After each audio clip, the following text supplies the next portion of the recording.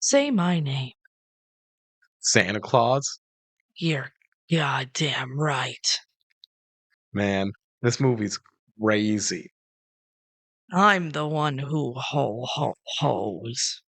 Other Walter White quote. I haven't actually watched Breaking Bad, I but did a I've long watched time ago. Twas the Night twice. And let me tell Wow. you, those are some bad life choices. I don't think you should ever tell anyone that fact. That is again, no one should actually take our opinions on anything theory seriously because once again, I have not watched Breaking Bad, and I have watched Twas the Night multiple times, Multiple times. willingly. Yeah. Magnets, bitch. Science, bitch, isn't it? Oh, yeah. He goes, science, bitch. And he goes, yeah, bitch, magnets. Like, that's another quote. Yeah.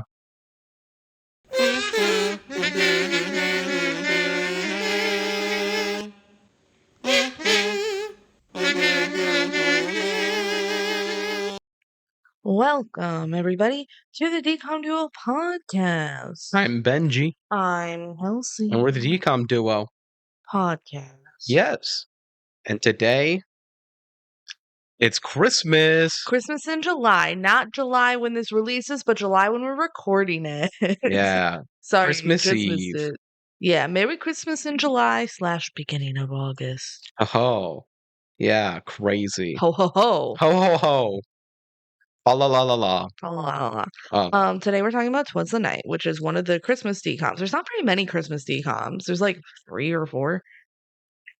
There's definitely a lot less than there are Halloween, Yeah. which is fascinating because there's way more Christmas movies generically than Halloween movies, What's crazy especially is, like made for TV movies. yeah, what's crazy is that 2 of the most recent DCOMs are Christmas DCOMs. Like they started making the more. I think when they started doing Disney Plus more, they're like, wait, we don't have a backlog of like Christmas movies. Yeah.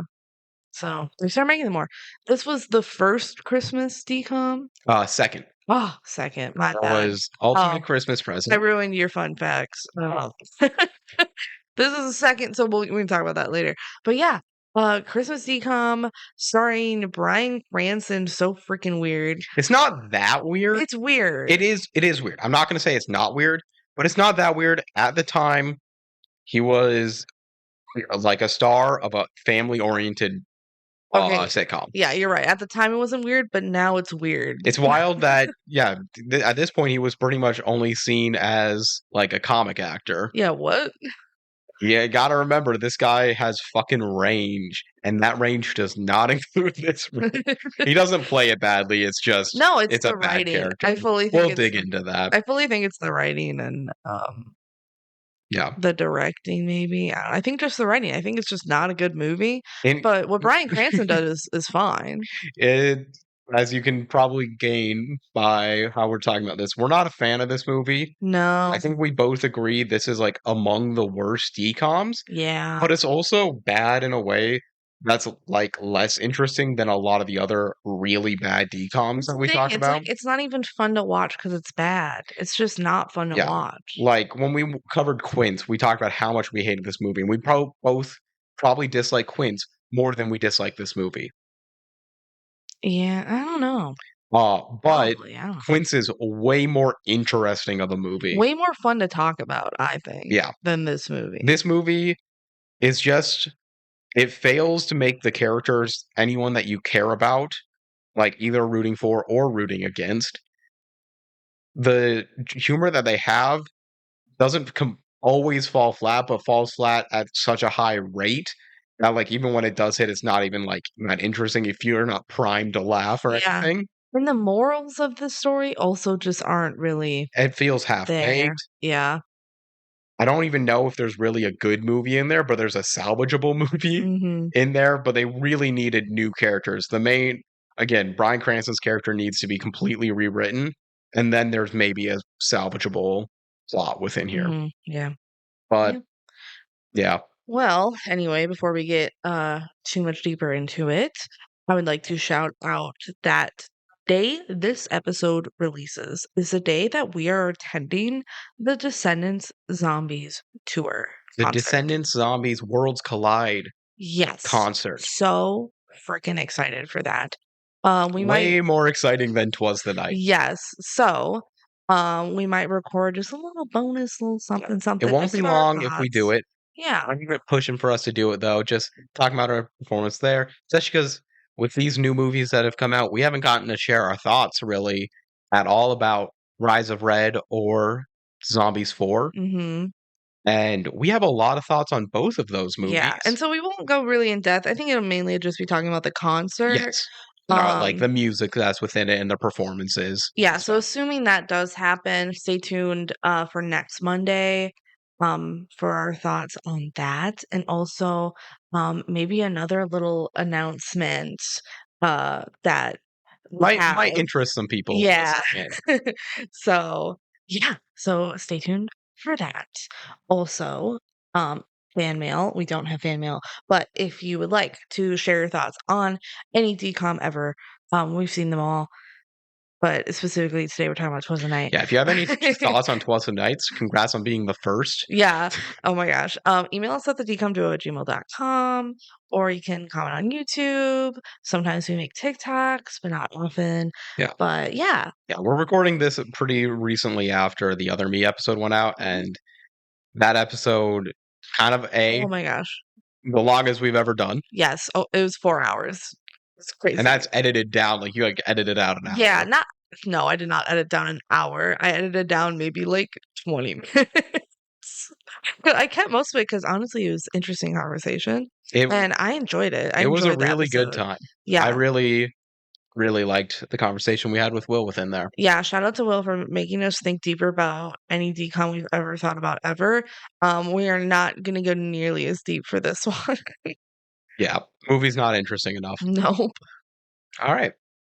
And with that, we can move on to the factos. Hooray. Ah, this movie released December 7th, 2001.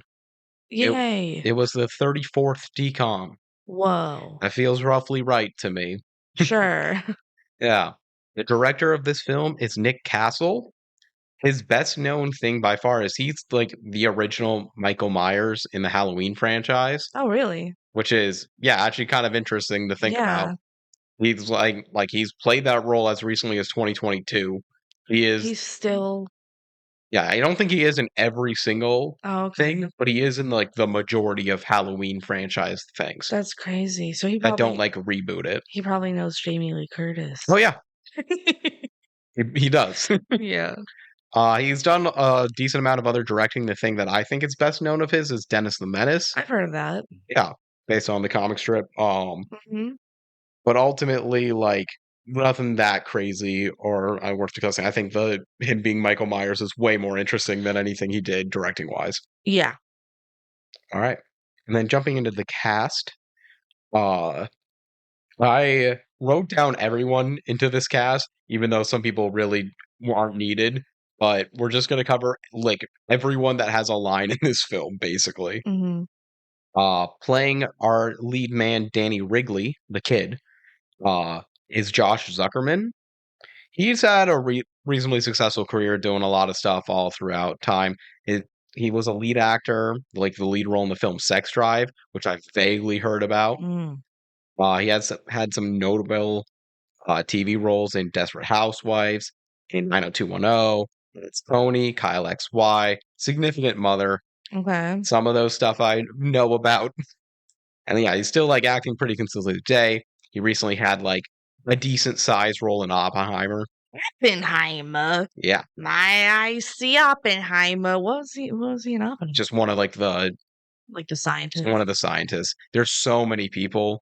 So he's like playing a real famous real life scientist that helped with the Manhattan Project. Wow. It was like, yeah, there's so many people in Oppenheimer, but like so many people have reasonably sized roles in Oppenheimer. Yeah.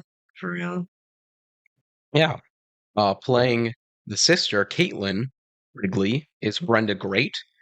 She won a Young Artist Award for supporting young actress for this performance. Sure. Mhm. I think she did fine as well. She honestly did very little outside of this, which kind of surprised me because when I was watching this, I was thinking to myself, she really seems familiar. Yeah. But Does no, she? apparently not. She just must be reminding me of someone else. Yeah. She's done some like minor voice work on The Road to El Dorado and Tarzan 2. The second one. Yeah. Wow. So if I'm bringing that up, it's really Mhm. not much on there. Also, shout out to Alex, my friend who's been on the podcast. I'm watching Road to El Dorado with her soon in exchange for her watching Descendants 2. Because we watched Descendants 1 together also. Playing the role of Santa Claus Santa! is Jefferson Mappin. I want to just say this right now. Honestly, he does the best in this movie. He's actually the best part of the movie. Like, which is kind of wild to have Santa.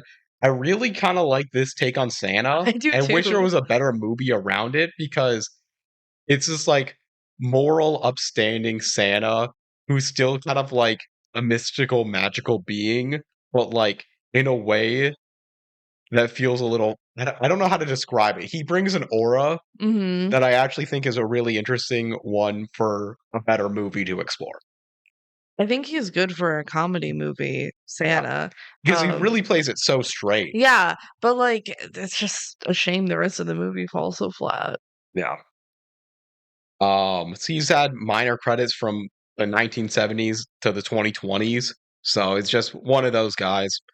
His biggest projects were probably like Unforgiven and The Freshman, but he's still not major roles in those.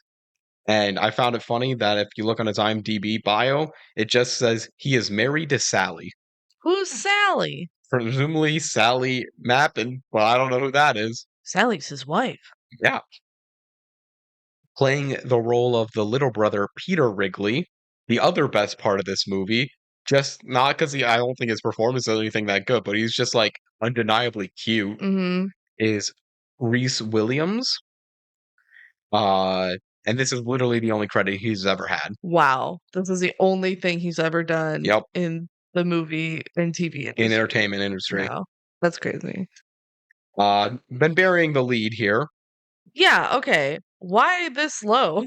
This is just the way Wikipedia pulled it, but like the way that it was ordered on Wikipedia was probably just the order the names appeared in the opening credit crawl, Mm, which has Bryan Cranston, who plays Nick Wrigley, as which is a higher status yeah. role, anyways. And Bryan Cranston. Yeah.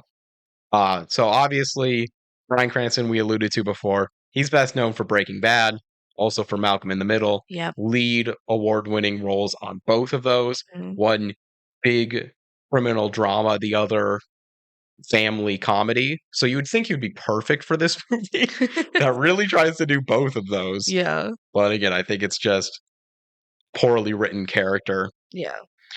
He's an Oscar nom. He was nominated for Trumbo. Other notable films he's been in include Argo, Little Miss Sunshine, Saving Private Ryan, Drive, tons of others. Heck yeah. He also is a Tony winner for playing Lyndon B. Johnson in All the Way. That's crazy. Yeah. It's Bryan Cranston. Yeah. Y'all know him. Yeah. And now I'm gonna kind of speed through the rest of these because these are like the small people. I'm like, ultimately, I didn't need to write about the parents. They're barely in this, They're but I barely did in it. because I wrote these before actually watching the movie. Yeah. Playing the role of John Wrigley, that's the dad, is Barclay Hope. He's probably best known for a recurring role in Riverdale. Tons of other minor roles otherwise, including The Tooth Fairy, which I mentioned because I think that was a Kelsey childhood movie. No, I've just heard of it. Never mind that. I never actually watched it, but I watched it. remember seeing all the commercials and stuff for it. Playing the role of the mom, Abby Wrigley, is Tori Higginson. She's had major roles in like the Stargate and Tech War series. She's been big in TV. She's done stuff all the way through last year, but like nothing that crazy. Now for the Goons, playing the role of Bill is Jeff Geddes, who has just a lot of Canadian TV credits since the 90s. He was in Total Drama Redonkulous Race. Whoa. Yeah, he was Devin and Tom in that. I don't remember Redonkulous Race. Playing the role of Harry is Sandy Robson. He also apparently had minor roles in The Cheetah Girls and Cowbells. Whoa. Okay, so you said Cheetah Girls, he's one of the firefighters, one of the ones that dances at the end, probably, or saves the dog in the hole. Dog in a hole, that's bad. How about who's Thomas in Cowbells? No idea. All right, Thomas. He's probably one of the workers. Yeah. And other than that, he's basically like an elevated extra. That's what I wrote down. Nice. Like his roles are really small typically. Makes sense. And then finally playing the role of Elliot, the muscle of the goons, is Mhm. Jung Yul Kim. He was also apparently in Frenemies. As who? Uh, I'm pretty sure he was a bouncer because that's what he basically is in everything he is. That makes sense. He's very much typecast like that. He looks like a bouncer. His Wikipedia page barely mentions acting at all. It gets like a one-line thing because he was actually a Canadian Football League offensive lineman, Oh, and then and he's that was like, like his main career. And I think he just gets typecast whenever they need a big burly yeah, guy. he has a side gig of being burly guy in movies. And honestly, he does fine in that exact type of thing. He's also been a stuntman, done some Oh, stunts for like RoboCop. that's cool. So yeah, you know what? Shout out him. I don't think he did bad in this movie, honestly. I know he did fine. Yeah, cool. As we talked about before, this is the second Christmas DCOM. Yes. Yes. After Ultimate Christmas Present. Yeah. Yeah. It was nominated for Young Artist Awards, in addition to the cast one I mentioned earlier, for Best Family TV Movie or Special. I feel like every DCOM is nominated. A lot of them are. Oftentimes, I just don't mention because I don't think it's interesting. No. But also, like, I don't think the award exists anymore. I might be wrong about that. And then I just put this down because it was like the one fact on the IMDb page, which is the control stick for Santa's sleigh. It's a Logitech Wingman Attack 2. So just like the Ocean Gate submarine, we're using Logitech controllers on these fancy high-tech equipment. Wow. Fascinating. That matters so much to Kelsey. The Disney Plus description reads as follows. Oh, you didn't ask if I was ready. Well, too bad. When Santa Claus is accidentally knocked out on Christmas Eve, Danny and his con artist Uncle Nick take it upon themselves to deliver the gifts. While Danny's driving the sled, Nick steals from the neighbors. Can Danny show Nick the error of his ways and save Christmas at the same time? Wasn't ready. Too bad. We have to save Christmas? It's literally every Christmas movie. Yeah. This one doesn't even like explain at all. The Santa gives gifts, but the parents don't think Santa's real. No, they don't even touch on that in the movie. They went like at the very end when Santa gives a gift to Nick, like the parents look at each other like, "You get him that? Huh? No, oh." Yeah, it would like so was not a thing. So it goes by Christmas movie Yeah. of like if they make it a big thing or not. That the But this parents are one they like, make it a no. thing of like multiple people don't think Santa's real. Yeah, but then he is real, and they're just kind of like, okay. That's how most Christmas movies are, where it's You like, kind of yeah, have to hand wave it away. It's something I'm not a big Christmas movie guy. I'm not either. I really, yeah. There's few Christmas movies that I like can get myself up for. Mhm. Um, No, for real. Like, one of the recent ones that's a decom I actually do quite like. you really liked Christmas Yeah, Again. I really do like Christmas Again, and like The Holdovers is great. That was good. And that one doesn't, It's more of a winter movie than yeah. a Christmas Even movie, though even though Christmas Christmas is a happens, part of it. Christmas does happen, and that's kind of the point is that it's like winter break. But I don't, when I think of the holdovers, I don't immediately think of Christmas. No, But maybe this Christmas we'll watch the holdovers again, just because it's a great movie. Yeah. My favorite Christmas movie is Rudolph. yeah, you And like the sexist. that's the thing reindeer. is I think it's funny that it's problematic. Like I laugh at it because it's like this is an old movie. Look how ridiculous it is. How sexist it is. Like I think it's funny. Um But yeah, neither of yeah. us are crazy Christmas No. fans. Like, there's stuff that we'll enjoy. You put on Christmas Vacation, I'll be like, yeah, there's funny stuff within that. But I'm not a rewatch Christmas movie Yeah. in the middle of July unless it's a decom for a podcast kind of guy.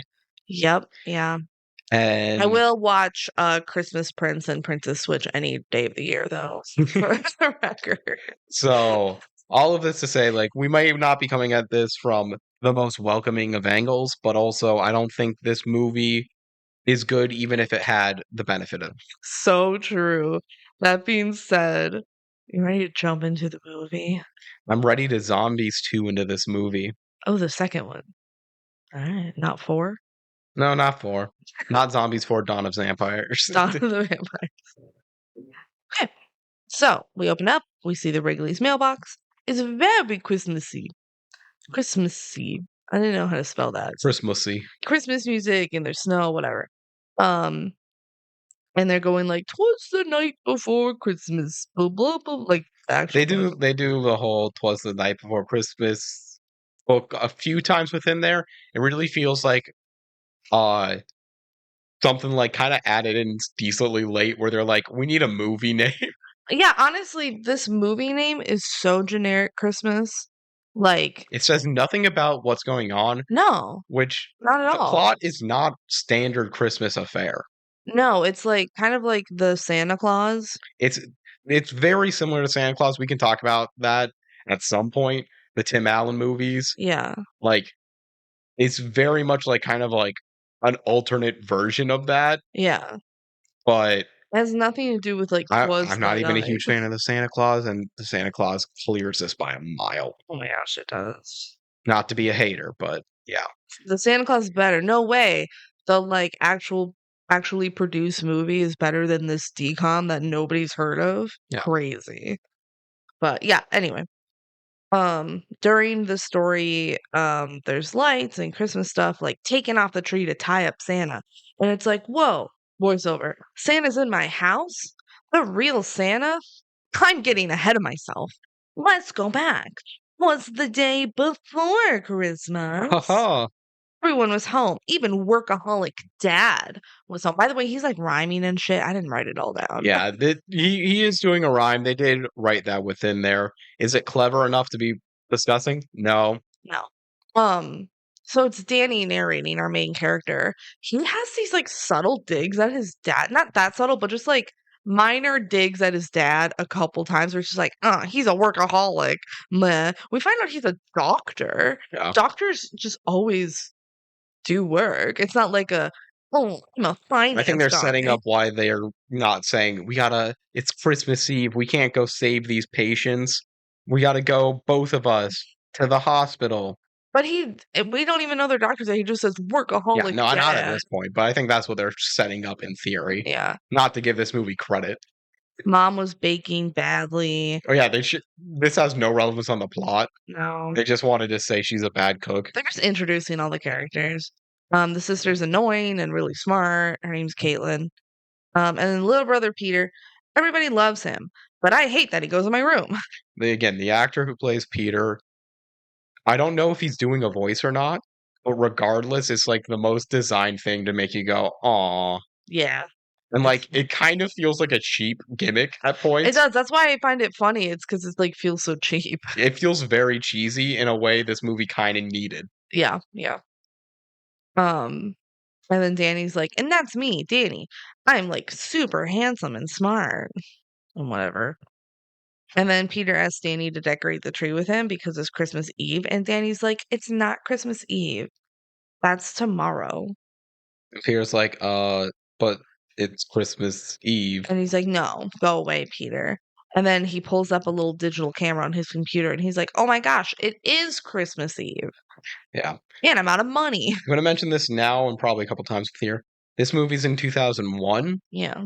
And like the computer technology, everything they've shown here is very indicative of that. Yeah. It's very old, awkward computer designs within that. This is of the time. I only really get mad about this later when some of the stuff that they do don't even make sense for that. That's the thing.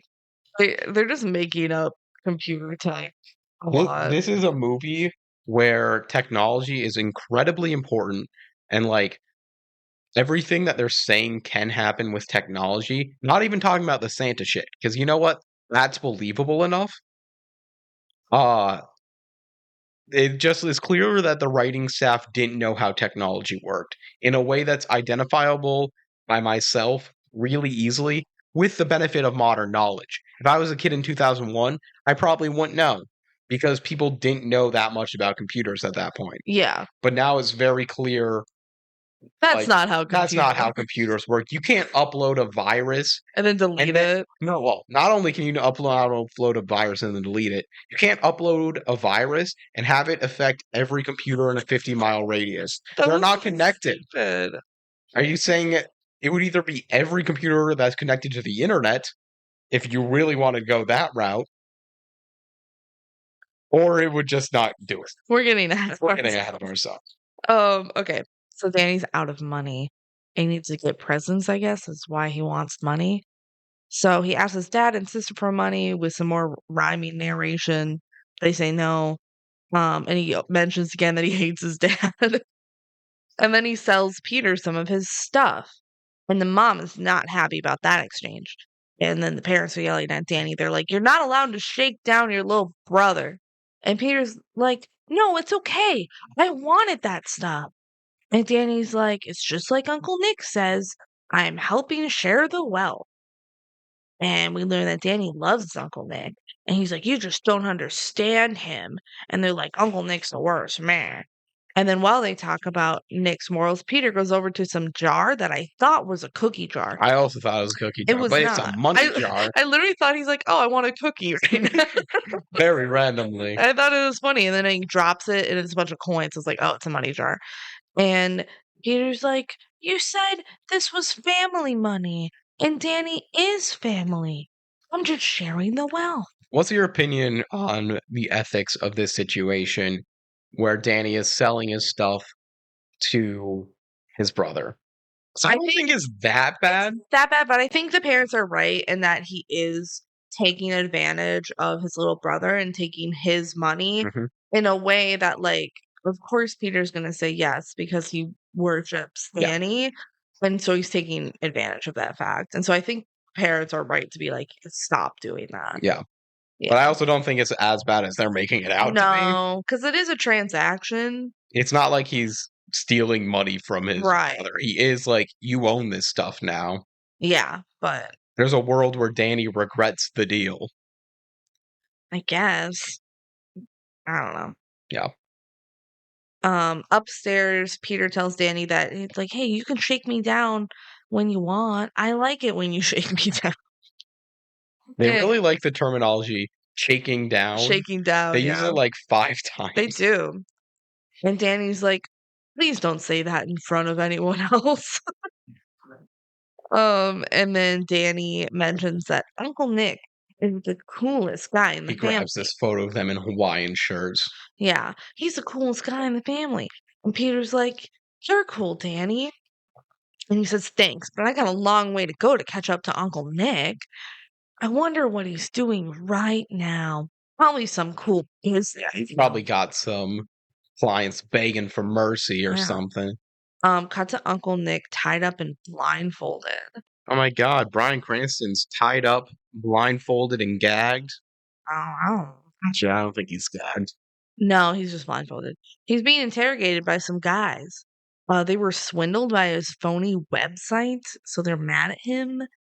Um, and then Nick gets the blindfold off somehow, and he sees the guys he duped, and they're like kind of scrawny and nerdy. Yeah, they're very much not the guys you'd expect to like be able to tie him up. Yeah. And they say, like, "You owe us $30,000. That's what you duped us out of on your website. We want our money back."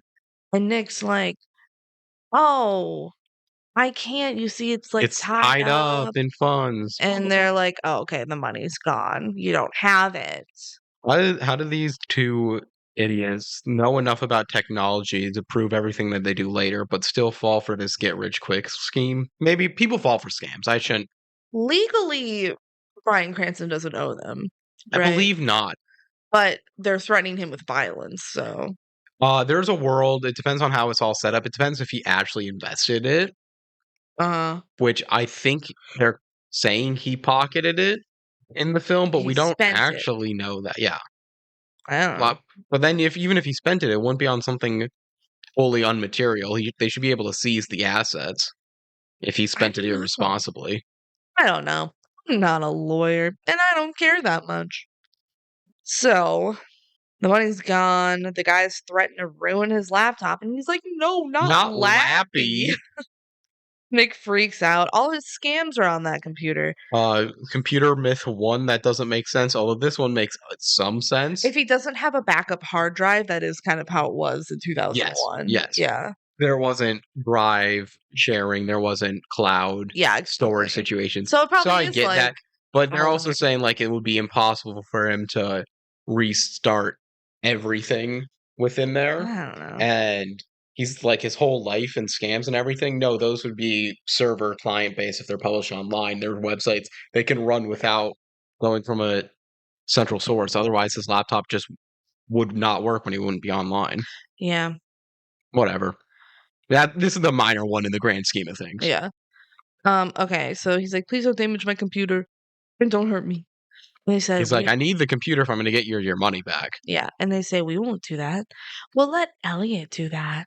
And then Elliot comes in. He says, that's me. And he cracks his knuckles. And he's big and strong. Yeah, he was a former Canadian Football League offensive lineman. He's a big dude. He big. And then they all scream. I don't know why. And then Elliot grabs Nick's nose. Yeah, he grabs his nose and basically Oh, he breaks it. squeezes it. I thought, sorry. I'm reading my notes and I'm like, he did the like got your nose trick. Like what? Would have been way better. No, he like squeezes his nose, and I don't know why they all screamed. And then he grabs his nose, and they say, "We want our 30K back by Christmas morning, or we'll hurt you." And I'm like, "Oh, so they want it back tomorrow?" Yeah, because Why did they literally say? Christmas Eve. Why did they say it like that? Also, if this is true, why don't they just stay with him? And make him get it. Yeah, I don't know. They got stuff to do. because Nick says, "Cool, I need my laptop to do this, and I need Lappy. I need Lappy, and then I'll work on this and I'll get you it by tomorrow morning." Yeah, and then they say, Nick, don't try to leave town. And he's like, okay, I won't. And then they leave, and he's like, I gotta get out of And then here. he's like, "I'm gonna leave town." This is They're pretty stupid. it's pretty stupid. So then Nick makes his way down the fire escape on the side of the apartment building. He doesn't just leave normally because then they would see him. Why can't he just say, like, I'm gonna go out and get money? That's a great question. Why wouldn't they follow him in any of the situation? I don't know. None of the villain behavior makes sense. The next like 5-10 minutes of the movie is just Nick going around town, dodging the goons and trying to like escape. Yeah. First off, he could have waited like 10 minutes unless know. Elliot was just stationed at the door. He was outside of the apartment building, Maybe, but I thought he was like waiting leaving. for a bus. I thought so too. So like he could have just waited 15 more minutes and been fine. Probably. Or at least waited a little bit for them to let their guard down a little bit. Even if Elliot was standing there, you know? It's so dumb. Yeah. So yeah, Nick has to hide from Elliot as he's leaving, but then Elliot sees him and starts chasing him. So then Nick runs to like a square that has a mall not a mall, but like a Santa visit that you would see in a mall. And all the kids are waiting in line to see Santa. And then Nick runs into the building and hides in the bathroom and he goes, "What now, Nick?" And then he sees a Santa costume hanging on the stall door. So Santa's taking a poop. And he put his coat and his beard on just hung it on the stall door. Apparently, there's no hook in there. No. When there's no hook in there, are there hooks in guys' stalls? Good, there should be. I know for sure they're on women's one. I'm a woman, and so I know that firsthand too. For your like purses and your coat. Yeah, no, there's a hook. Good. I hate when there's not one. There It's isn't so in annoying. every restroom, but like majority have a hook. Yeah, exactly. So hairless Santa just hung his Santa coat on the stall Yeah, door. don't you know someone on the naughty list is gonna come and steal the jacket and pants Yeah, off and of your pooping body? he's holding up the line of kids because he's in there taking a poop. So yeah, honestly, kind of doing a service. So Nick's like, "Oh, I'll just take that first." Just in the nick of time. Ah ha ha ha, because his name's Nick. They really do a couple of puns with that. It's very So Saint Nick. Yeah. But he rips the pants and boots right off the guy pooping, and then steals the coat and beard. That poor Santa. Not poor Santa. Well, I want to know what happened to him, but Yeah. whatever. After this, he goes out in his Santa costume and runs into Elliot again. And Elliot doesn't recognize him. And like Nick just goes, "Oh, thank you, Elliot. I'm gonna go see the kids now." How'd you know my name? He's like, "I'm Santa." I'm Santa. Of course I know your This name. is something I think that, again, my biggest flaw with this movie is I feel like the character of Nick is poorly written, and one of the reasons is we get told that he's a con man, and we know that fundamentally by the setup in this film, he conned these people out of $30,000. So he's got to have enough skill and technique and like sleaziness, but also like car dealership salesmaness But he's to get actually, that. yeah, he's actually pretty stupid. But he's stupid. He's dumb the whole way through. Yeah. And B, like, it's always extremely easy to see through what he's doing. Mm-hmm. There's never a time in this movie it feels like it's not really easy to see what's going on. Mm-hmm. Yeah. And we do know what's going on, so maybe we're biased by that, but it just doesn't feel right. So, yeah, he's like, I'm Santa. I know your name. Have you been a good boy? And Elliot says, of course I've been a good boy. And then Nick runs away as Santa instead of saying hi to the kids, and he sees an ad on the bus. He's like, where should I go? Where should I go? Sees ad on bus that says no place like home. Huh. No place like home on the holidays. Guess I'll go home. Home, home. Does he say that? No. That's a Benji original. All right, so then at home, Dad reads Twas the Night before Christmas for the whole family. And the doorbell rings, and the dad answers it, and it's Nick, still in his Santa costume. That's how you know it's the same day.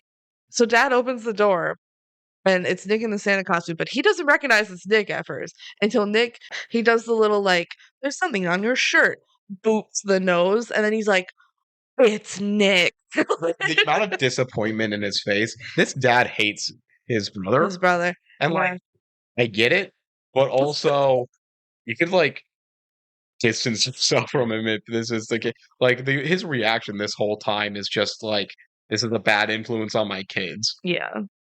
It's just funny that he's like, "Oh my gosh, only Nick would do the boop your nose trick." Classic Nick. And he says, "It's Saint Nick today." And then Nick comes in, he says hi to everyone. And honestly, his hellos to everyone is so sweet. Again, this is like the moments that we should be having within here where he's charismatic, where he's Yeah, like he's very actually charismatic. able to talk to people in a way that you can get them along. That's how almost all of these roles, when you're trying to explore the archetype of a person who's like a scammer, work, because Yeah. you need that charisma to make it an effective job, even if what you're selling is bullshit. Yeah. For real. And this is like the only time in the movie we see it. Yeah. I know. It's disappointing. And he says, "Oh my gosh, there's Dan the man." And they do the secret handshake thing. And they talk about vacation spots for when Danny graduates high school. They go to Monaco and gamble. Yeah. And then Nick banters with the dad some more. And Dad's like, "What are you doing here, Nick?" And he's like, "Well, there's no place like home for the holidays." Technically the truth. That's why he's here. Yeah. But the dad's like, "I don't believe you." And then he gets called to the ER to work. Look at this stupid ass exposition. Yeah, he's like, "Oh my gosh, reindeer flu. I have to go in the ER." Notably, this is going to impact the reindeer for Santa, There's reindeer flu, and apparently humans. but apparently do. humans get reindeer flu. Oh no. Reindeer flu's not real, is it? No. Is it? No. I could Google it, but I'm not going to. Yeah. But the mom's also a doctor, so she also has to leave. And they're like, "Well, we can't just leave the kids here." And they're like, guess we have to leave them with Uncle Nick." Yeah, I wonder what would have happened if Nick didn't show up. They just get to have one of them say, "No, I can't leave my kids alone." Are you allowed to do that? Well, okay. Probably with them, they would be told like, "Hey, your oldest one is like a high schooler." He can watch over the younger kids. Yeah. Yeah. But if they only had like say Peter, they probably would be like, "No, someone needs to watch that kid." Yeah. I don't know. I don't really care. Okay. So as the parents are getting ready to leave, the mom convinces the dad to leave the kids with Nick. They go back downstairs and Nick's reading the book to the kids. And Caitlin's like, "Santa can't be real. Like, how would he even travel that fast to get presents to all the kids? And Peter's like, "What? There's no Santa?" And Danny's like, "No, he is real. Ignore her." Like, damn, Caitlyn is really the type of girl to be like, you are believing in lies, and I'm going to ruin your innocence. Me in first grade. I only told a kid because I had just found out Santa wasn't real, and I was really sad about it. And we had our lockers next to each other. I'm like, "Yeah, I found out Santa wasn't real." And then his mom was a teacher in the school too, so he went and told her that I said Santa wasn't real. Then I got in trouble. Honestly deserved. I was traumatized myself because my sister found out and told me too. It wasn't fair.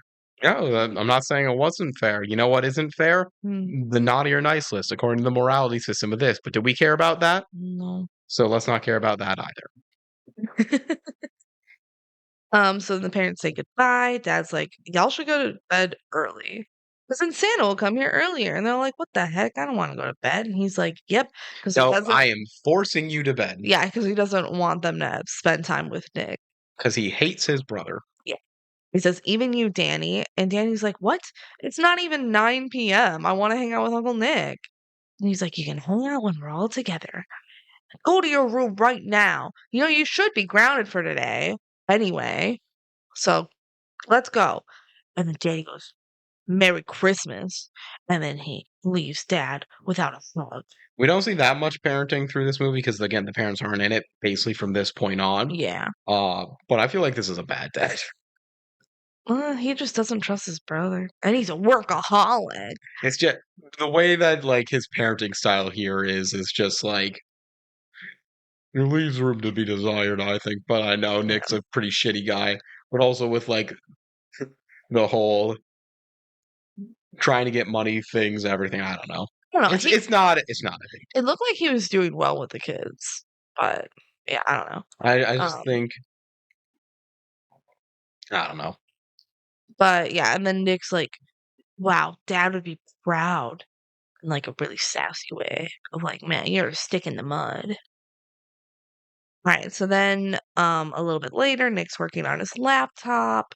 He goes to like need a buck loans, but he doesn't have funds for a deposit, so he can't get a loan. Yeah. He's like, that's the problem. I don't have funds. That's why I need a Or loan. I need the money. And then the like goon guys um forcefully video chat Nick on his laptop. They're like, "Haha, we found your laptop. Oh, you can't close this video Yeah, you chat." to have it tracked and everything. You can't close this. Yeah. There's a world where this type of virus exists, but like it's such a stupid way to do this. What are they going to get on a video chat with him? He can just close the monitor. Yeah, can he just turn it off? Would it Yeah, still track if it's off? probably not live. Yeah. Depends on the tracking device they have, but like I don't think they have an AirTag on this. I don't know. Then Nick says, "Dare I? I dare." And then he like puts a super virus on the It's video this chat. one like JPEG that has the skull and crossbones on Yeah. it. Everything on this UI, I know like Windows 95 look like this. I know Windows XP look like this. But also the UI for their deadly virus is stupid. Yeah. He says bye-bye. And he scrambled the hard drive for his laptop and every other working computer within 50 miles. Yeah, this is the one where it's like no one in this has worked on a computer before. They just needed it so that Santa's sleigh goes down. Santa has a computer on his sleigh, and the sleigh starts falling, and Nick hears a loud thud outside. So then Danny comes downstairs, and they're like, "I thought you made that noise. No, I thought you made that noise." And then they hear it again, and then the fire on the chimney freezes, and they also freeze. They're Whoa. frozen. This is how Santa gets around the world. He just freezes time. Although in a Yeah. very confusing way where it only freezes time in your immediate surroundings, which would not solve the No, issue of that the doesn't, speed. because time is still moving at a normal pace everywhere Yes, else. it doesn't answer the It question. doesn't answer that question, but it answers the question of how come nobody ever sees him. Yeah. Except someone should see him with how clumsy he is later. Yeah. So Yeah. then little like particles come down the chimney, like little, Little atoms. and they're like blue and green. You think they'd be like red and green for Santa, Yeah. but whatever. And they come down the chimney, and then they form Santa Claus. And he speaks on the headset with Albert. Albert's his like lead elf. Yeah. And he goes over to the laptop and he deletes the virus. He just brings it to the trash I can. really fully thought we were gonna get a scene of just like, how do I use a mouse? But I guess he's using a computer to fly the sled. Yeah. So And Albert's telling him what to do. And he's like, that's it? That little thing grounded us? This fancy technology is more trouble than it's worth. Next year, the reindeer are getting flu shots, just like the rest of us. So that's why he has a computer sled this year and not reindeer. Yeah. They didn't want to probably pay for reindeer or to animate them. Well, they wanted to explain just like the computer system because this is a very computer heavy movie, despite the writing room not knowing how computers work. Exactly. He's like, well, might as well begin here with the presents. I don't know where he was flying to before he crashed, but whatever. He says, let's see, the Wrigleys. Ah, yes, Peter, nice. Caitlin, nice. Danny, oh, Danny, on the naughty list again. I bet you're no help, Mr. Nick, on the naughty list for life. Yeah. Nick's on the naughty list for life. Yeah. He was a really bad kid. Yeah. And then Santa grabs little tiny baby presents, and then he has this magical orb thing. He presses a button, and the presents get big. And then he accidentally drops his ball thing and unfreezes the boys. What the fuck, Santa? If Santa doesn't drop this movie just happens as normal, basically. It wouldn't. None of the events would happen. And there's nothing that makes him drop the ball. No, he just drops it. And like, why hasn't that happened before? No. Don't know. So they wake up and he's like, oh, you're just hallucinating. I'm not really here. And he goes, look over there. And they actually look. Yeah, It works. these are people who just saw a person basically materialize out of their eyes, like one frame not there, one frame there. Yeah. And they're freaked out. Imagine that would fuck with you. That would fuck with you. Yeah. And they don't really react that bad. They know they are scared and like attack mode. Do you think But it's not crazy, but they can't make it that they crazy. even like jump? Okay, good. I just don't remember. Yeah. So Santa's like, look over there. And they look. And then he runs and he trips and he hits his head and he passes out. Fucking Santa. Clumsy ass bitch. It's true. If Santa wasn't clumsy, he had all of the power in the situation and tripped twice. Why didn't he just freeze them again? Because it fell, probably the ball. Yeah, he didn't have the ball in his hand, but he could just bend down, grab it. He's like, oh, hey, boys. Grabs ball, freeze them again. Like, that's all he had to do. Mm-hmm. Santa's kind of a dumbass. Yeah, he is. So then the boys investigate Santa. They're like, wow, it's really him, isn't it? And Nick's like, no, there's no such thing. There's no such thing as Santa. And then Danny finds the ball thing and he hits a button and shrinks Nick down. Nick is small now. And he's like, press another button. Yeah, and then they're Nick, like, whoa, this is fucking insane. This is crazy. And then Nick grows back to normal size. And he's like, whoa, this is the real Santa Claus. The real dead Santa Claus. I'd like to point out, this is the first time it happens really within the movie. Like, Danny hands the ball over to Nick. This is the one thing that's really magical powers through here is this just ball of doom. Ball. And they all never really treat it with care. No. This should be a MacGuffin that people care about or trying to protect. And like when they get power hungry, they fight over this ball. But instead, they even when they're like against each other, consistently let each other have the ball. Yeah. Doesn't make sense. Yeah. But anyway, Santa's not actually dead. He's just unconscious. But what about Christmas? If this is all real, then he has to deliver the presents or there won't be Christmas. And Nick's like, calm down. We're not doing anything. This isn't our problem. And then Nick accidentally freezes Danny. Right? Yeah, he hits the freeze time button. And he's like, whoa. Every time they do this freeze time button, it's a low budget movie. I'm not going to harp on it too much, but like they're always clearly moving. Same thing happened in Descendants. It's a hard thing to do with a low budget. It is. It's just the mannequin challenge. Yeah. Um, and then Nick makes himself into the particles thing by hitting the other button, and he goes up the chimney, and he ends up in the sleigh, which has all the screens on it. And he's like, "Going high tech, huh, Santa?" And then he hits a button on the sleigh, and it starts to fly a little bit. But then he brings it back down and turns it off, and he's like, "All right." And then he pushes the button again, and he particles back down the chimney. So he's back At this point, he inside. knows how all the buttons work. Yes, he's so excited about the possibilities of this magic. So he unfreezes Danny, and Danny comes back to saying, "Christmas, we should really do something." That's not the inflection he had. "Christmas, we should really do something." Like he was in the middle of Yeah. a sentence. Um, and Nick jumps right in. He says, "You're right, Danny. Even though We the should last help." thing in his mind was, no, we shouldn't do it. Yeah, and Danny's like, "You literally just said we shouldn't do it." And he's like, "Well, you convinced me, Danny. You're right. What if we pick up the gauntlet and selflessly fulfill Santa's mission ourselves?" The gauntlet? Is that what he said? That's what I wrote. Yeah, I think that's what he said. That's weird. It is something you can say in that situation. It Okay. fits. But you were just saying you didn't want to. Well, that was then, and this is now. You convinced me. The controls are just like Danny's game. So he's like, "Danny, you pilot. It's just like that video game I got you, and I will be Santa. It's our first adventure, like we always talked about." And they're like, cool, let's go.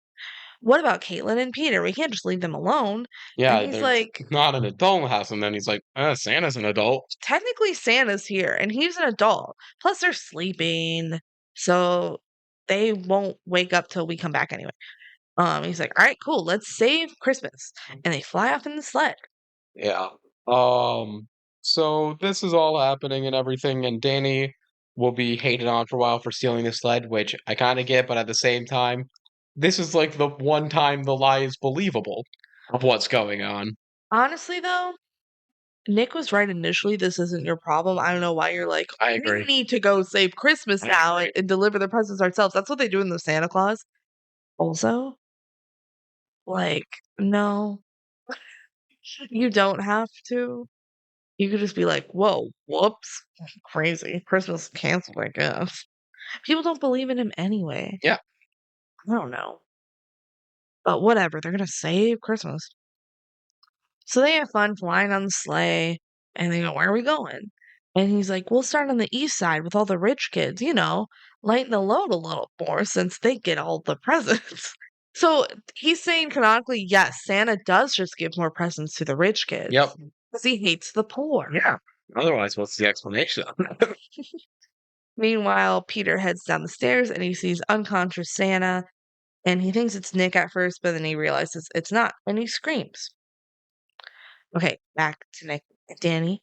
They're at the first house, and Nick is being Santa, and Danny talks with him about what to do. He's like, "You'll be particles, and then you'll get the presents, and you'll make it bigger." Blah blah blah. The first girl was naughty, so she gets She wanted a pony. she gets an ant farm instead. Yeah. Yeah, and there's like a database on the slate to say Who everyone is, that's the naughty or nice yeah, list within there. What's also interesting is the way that they say this works is he just reaches in the sack and the right gifts will be there. So you it's don't need magic. the list anyways.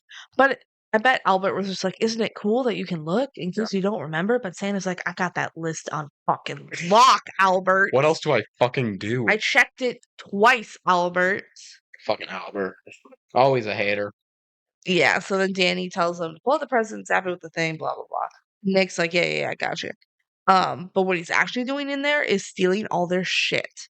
He grabs a bunch of furniture and he shrinks it down and steals it. Um, Meanwhile, Danny looks himself up on the Slate database, and it says, shakes down his brother and spends much of his time scamming. Status naughty. What a little scammer he And this is. is where Danny's like morality shifts. He just needed a morality source to tell him he's evil other than a parental figure. Yeah, and he's pretty bummed about it. And the He does nothing wrong the rest of the movie. literally nothing. Literally wrong. nothing wrong. All he does is shake down his little brother. Yeah, and What a again, naughty I don't boy. think he was that evil or anything to begin with. I don't think his character is that terrible within here. But honestly, we could have seen him being more like outwardly evil, Yeah. like outwardly selfish. I agree. I think this movie was poorly written. Um, Yeah. yeah. And it's just, yeah, with the rest of the movie, he's doing everything good. Even like the stuff that they will harp on him later about, he didn't know what was going on and he wanted to be safe. Mhm. I just want to point out that on the screen, where it shows like the They have a fun picture. little UI, Yeah, so there's 3 buttons you can press. There's little I as an info, right? There's a present button, which kind of makes sense of like what present are they getting? which that one I think they do press later on, and that Yeah. lets you pick a specific present. Yeah. So if you want to change your It mind, probably like connects to the bag or something. But then there's also a smiley face button. we don't know what it What does. does the smiley Is face that do? the naughty or nice list? Actually, nice smiley. I don't know. I thought that was funny. Okay, so the Nick comes back and Danny's all sad and he's like, "That's you. Look at that. Oh, it says that you're naughty." And Danny's like, "I can't believe it. I guess that would explain the greatest disco hits of the 70s CD I got last year." Nick's like, "Don't worry about it. I love disco." Those are sick disc. I would take a disco CD. Yeah. By the way, who's Santa to judge everyone? Yeah, who the fuck does he think he is? Yeah, What, he sees you when you're sleeping and he knows when you're awake? big deal. But after that, Nick's like, "Yeah, it's our turn. We decide what people get for Christmas." Yeah. You know what? Yeah. You think it's going to lead to them like giving gifts to the naughty kids, as happens in a lot of or not Disney Channel, just Christmas films? Like the No, Naughty Nine. yeah, no. This is No. this is By the way, I liked it when Nick was like, "Who is this guy anyway? How'd he get this job? I didn't vote for him. I didn't vote for Santa not Claus." my Santa. Yeah. So cut to the scene with the lights being pulled up off the tree to tie up Santa. Remember this from the beginning of the film? It wasn't Danny there at all, even though he was narrating from the beginning. He's like, "Whoa, Santa's in my house?" He's not even there. It's Peter and Caitlin tying Santa up, which is hilarious, by the Yeah, way. Like, they see Santa passed out, and they're like, "Well, fuck, who is this guy? Let's tie him up." It's like, Danny's not here, Nick's not here. Grab the lights from the tree and tie this guy to a chair. fair enough. Maybe should have called the police, but The whatever. I don't care. These kids rule. Yeah, So Santa wakes up. He goes, "Who are you?" Oh, sorry. The kids go, "Who are you?" And he goes, "I'm Santa Claus." And Peter's like, "Yeah, I think he is. that makes sense. This checks out. That checks out." And Caitlin's like, "No way. He's not real. If he is, why would he be here?" And Santa's like, "I saw you that one time cheating in 3rd grade." Yeah, he It's like, mentions like a specific kid, yeah, and and she's like, she's like, "Fuck, "Fuck, you are real, that's real Santa Claus." real girl shit." So they believe him and untie him. God, this is so dangerous, though, that these kids are like, checks out, they're gonna get kidnapped one day. Yeah, but you know what? It's Santa Claus.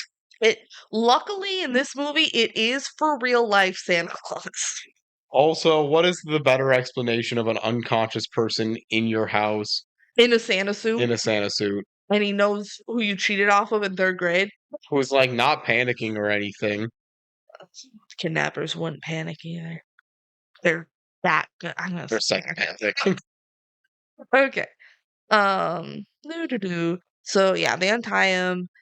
Peter gives him cookies and says, "You can forget about that brontosaurus I asked for in 2nd grade. My parents were right. The backyard's too small."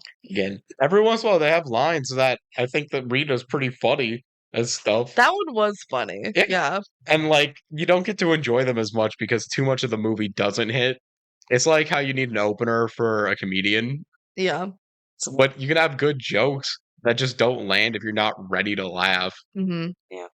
So then Kaylin comes in and confirms that the sleigh is gone, and she's like, "Obviously Danny stole it."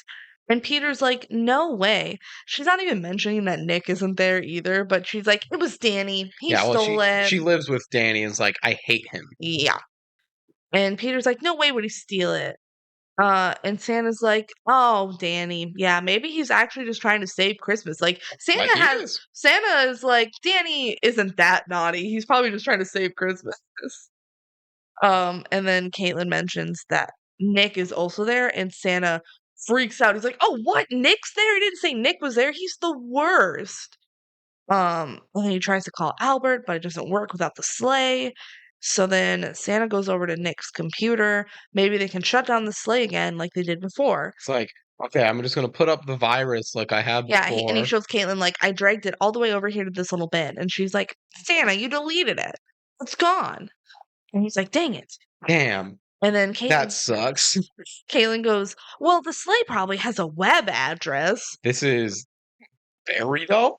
I don't know why it would have a website. I don't know exactly how the internet worked in 2001, but I don't think that knowing the website a computer program uses, that you would be able to hack it like this as well. Why As well as it wouldn't be a public facing. I feel like it doesn't even need to be using the internet. Yeah. This is just like a downloaded database. Probably, yeah. Yeah. But whatever. But whatever. He's like, oh yeah, I couldn't get Santa.com. I wasn't early enough. Yeah, so mine is sflaws2.com.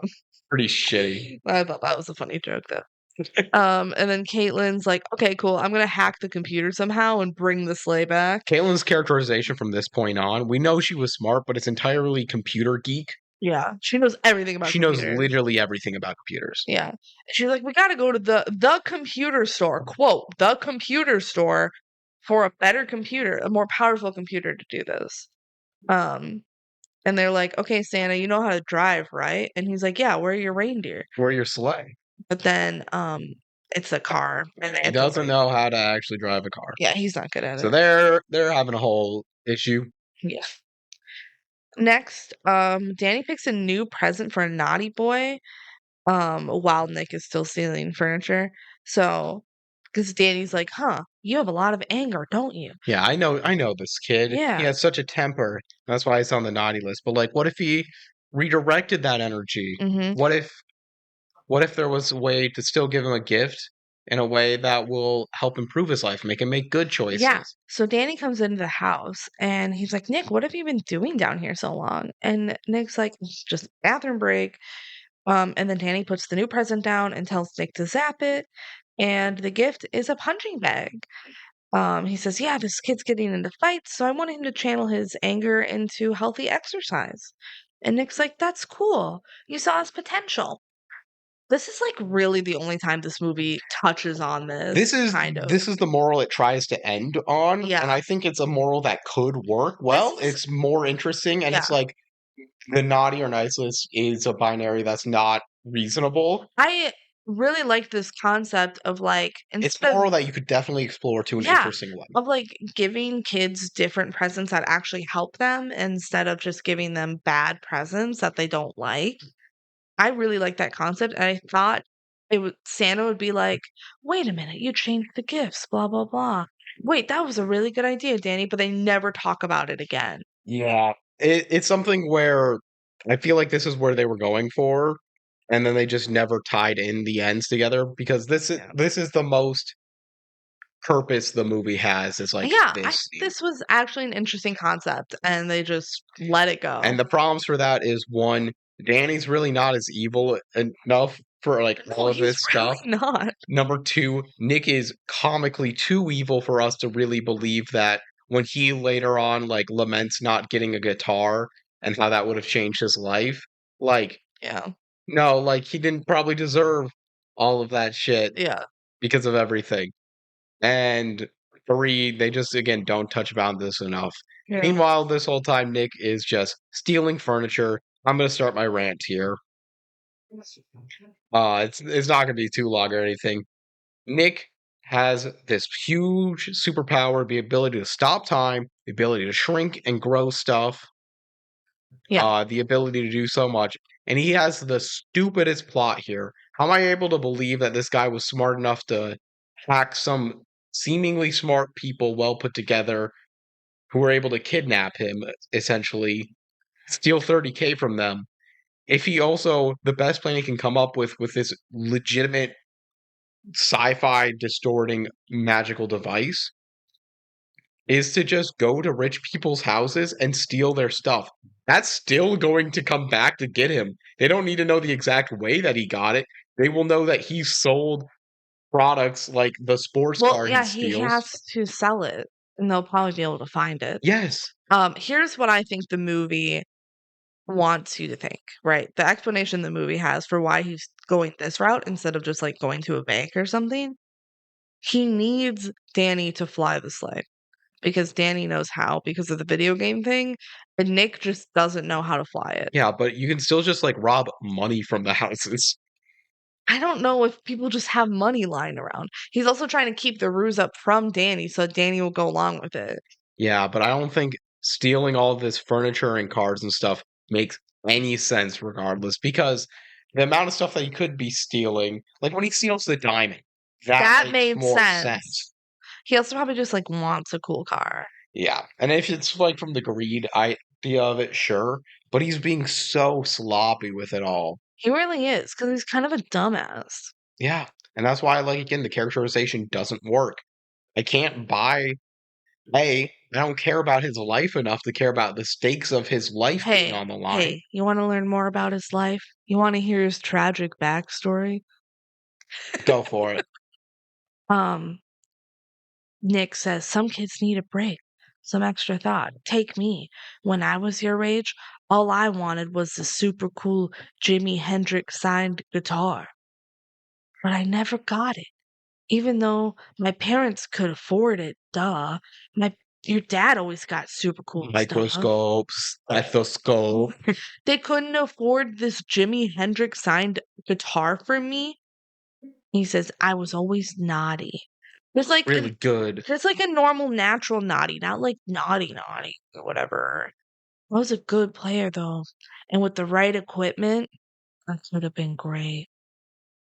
So he's saying if he had a Jimi Hendrix signed guitar, he would be He would not have different. turned to a life of crime. What the fuck? Material goods are the ales to all issues. If he had a regular guitar, you don't need this super fancy Jimi Hendrix signed one to make a living for yourself as a musician. Like, if you're actually good enough, you could have found a way there, you know? Yeah. Another note quickly on other scams that he could have done. He could have just pocketed the ball and sold that, or just walked with Kidnap it. Santa, sell Santa. These make more sense to me than what he does. Legitimately, he doesn't need to go in the sleigh. You're right, he doesn't need to go this way. No, he doesn't have a car, but he could walk somewhere He could walk to the neighbor's house. and steal their shit. Yeah, Oh.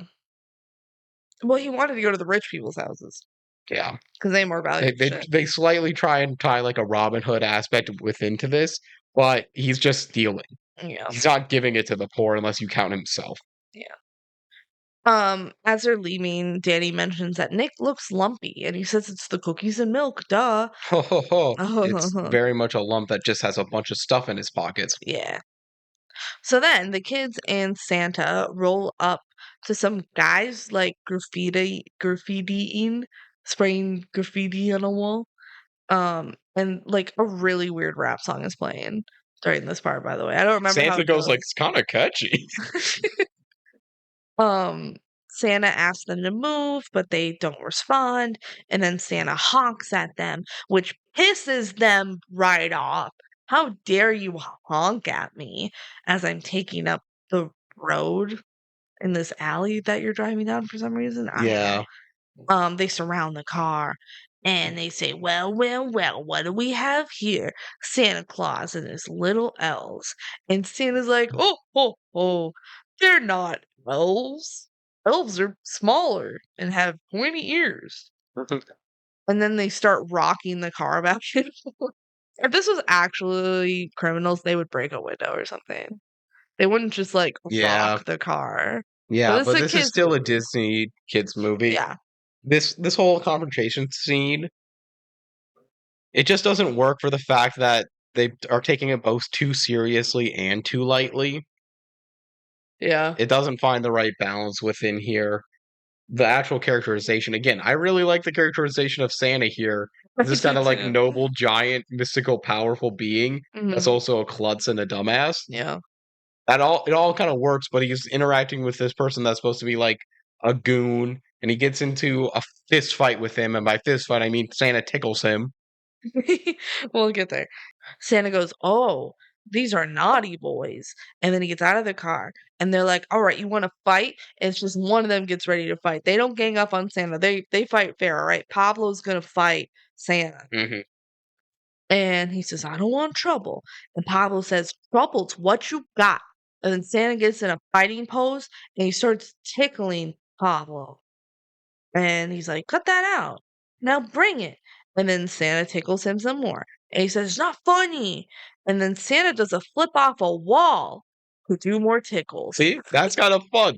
And all this stuff in a movie that had a more consistent tone of if it was serious, and then this would be like a jarring silliness, Hmm. or if it was just like silly like this all the time, would be better. Yeah. But this movie has tone issues because we were just watching like the dramatic emotional scene, even though it didn't land, of Nick Uh explaining how everything's not working.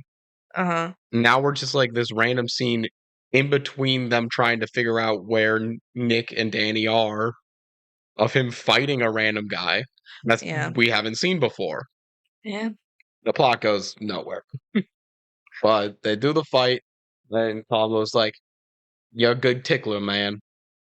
He says, "You're one tough tickler. Don't tell anyone about this. But you're all right, dog. You want to join my crew?" And Santa's like, "No, we have business around here."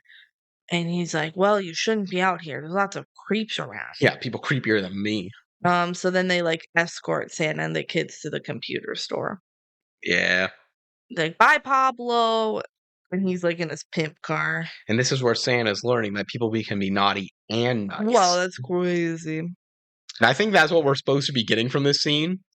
I guess so. But again, it's not really. If this is the moral that they're really trying to go with, which is a good one to try and go for, they Uh, need to like hone in on it more. I don't know.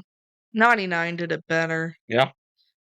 So then Santa and the kids go into the computer store and the worker's pissed because Santa needed to be here earlier. He thinks it's just like a worker. It's a random little Yeah. small thing. But then Caitlin's like, "Will you help me find a computer?" And so she takes Santa and the guy's like, "Ugh, temps." Yeah. I'm gonna have to talk to your union rep. Yeah. So then Nick and Danny fly some more and Nick admires his tiny fancy Yeah, car. he's just holding it out for Danny to see. I don't know. Danny doesn't see it. And then Danny suggests that they go to a homeless shelter to bring them some toys or whatever. See, Danny's doing what Yeah, and it's crazy because he's like veering off from what Santa does. Fuck Santa. Because Stan's he like, has "I this want to." idea. It's like, I'm gonna put my morality code in this, and guess what? It's a better It's morality code. better. Yeah, he's doing a better job than Santa does. So this is again, we're like, we don't see anything when they're gonna have their fight later on. I don't get why he defends Nick at all because Oh. Nick's doing such objectively evil Yeah, things, he says and Danny's not. "Let's go to the homeless shelter," and Nick goes, "They don't have anything."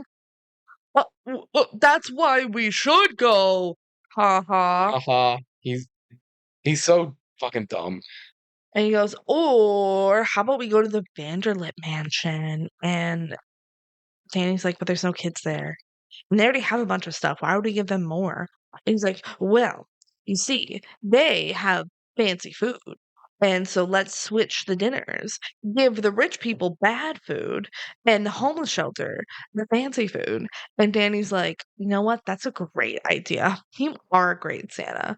Santa totally just like robs people's dinners and swaps. What a great Santa Claus. What a great Santa Claus. I'd like to point out the next time that we see them, um, they have like soups in their hands. So presumably they went to the homeless shelter first, Yeah, grabbed the grab their soup. soups, and left them And soupless. they unfreeze them when they left. I Like, feel what like the you fuck? should be going in the opposite order. I swear, I blinked and the soup was gone, and then they wait like half an hour and they blink and there's like a whole turkey in front of them. They're like, "What What the the fuck fuck?" is happening? I, gue- Again, I just guess this is better than soup. just do what he does at the end of the movie and use the ball to like kill your kidnappers. Kill people. Turn into a psycho supervillain. I don't give a damn. Be more entertaining. It'd be more entertaining and make more sense. So then back at the computer store, Caitlin finds the very powerful home computer. And Peter across the way like gives Santa a thumbs up. That was so cute. He's like, yeah. And Santa gives it back. Yeah. They again, they're the two best characters in the film because it's Santa's just Peter.